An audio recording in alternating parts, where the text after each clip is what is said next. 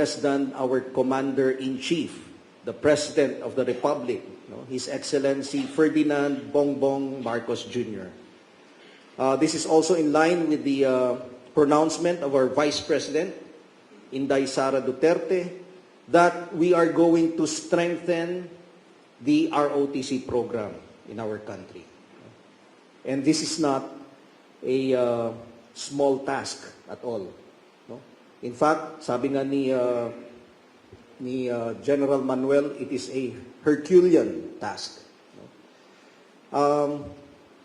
So we are going to make sure at the headquarters Philippine Army that we will support the programs, especially once the ROTC program or the ROTC law will be passed. So we will have to make sure that the officers and enlisted personnel who will handle the ROTC program are professional. Dapat po ay iwasan na natin yung mga dating mga masamang practice na nangyari. For instance, corruption. Yung mga nagbabayad para makakuha ng grade sa ROTC,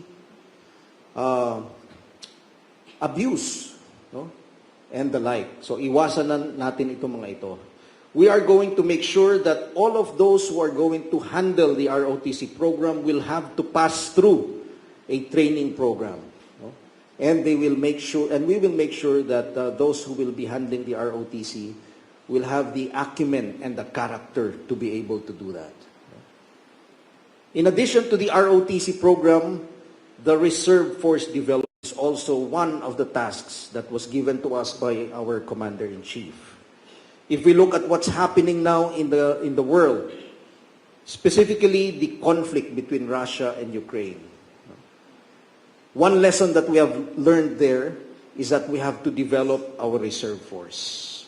And our reserve force has to be ready to defend our country when the time comes. Nakikita natin dun sa Ukraine, in the case of Ukraine, a big part of their defense force are the reserves, the reservists. So, in our region, alam naman natin that we are not far from that possibility of a conflict reaching our shores. Ito, well, may mga cameras tayo, so wag ko na lang sasabihin, but we really have to prepare. We really have to prepare. And we might be thinking na matagal pa yan. But we might be surprised. It might come earlier. So we really have to prepare. We have to start recruiting our reserve force. We have to make sure that they are trained well and ready to fight. So to Team Rescom, I urge you to give the same level of trust and support to Major General Manuel as you have given Colonel Manzano and your past commanders. Let us continue to work on making the Army Reserve Force even better. Your cooperation with your new commander will enable the entire Army to better serve the people and secure the land, making sure that the Army becomes a world-class, multi-mission ready, and a cross-domain capable Army. This year, we are celebrating the 126th anniversary of the Philippine Army. And our theme is Army at 126, strong, united, and reliable. That is why I was happy when I was listening to the speech of Colonel Manzano, when he mentioned about making the reserve force strong and the reserve command united.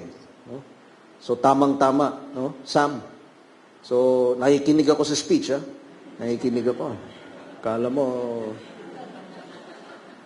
And I'm happy also when General Manuel mentioned the word reliable in his speech, because really we want to make the or the Army really a reliable force, no? The Army, both the active component and the reserve component are reliable partners, not just in peace building, peacekeeping, but also in nation building.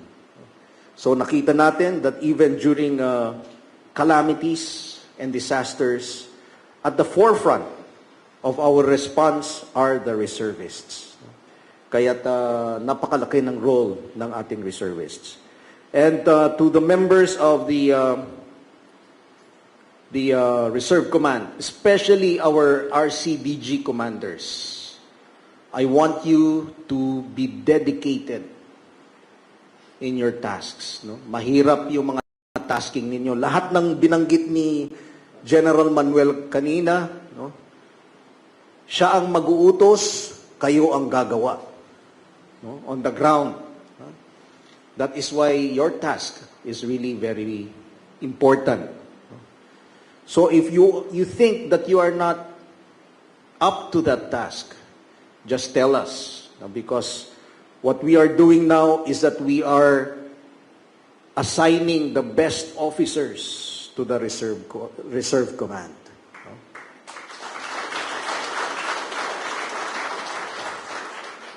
Dahil dito sa tasking na binigay ng ating Pangulo, no, kailangan really yung mga officers and enlisted personnel natin, SM, kailangan top-notch. No? Top-notch. I was once the ADC for RRA of the 1st Infantry Division. Si Benji Howe was the ADC for RRA for the 7th Division. So, alam namin na hindi madali itong task na ito. Nakita ko yung sad state ng ating mga CDC and RCDGs, no, when I was there. So, kailangan natin talaga i-level up. No?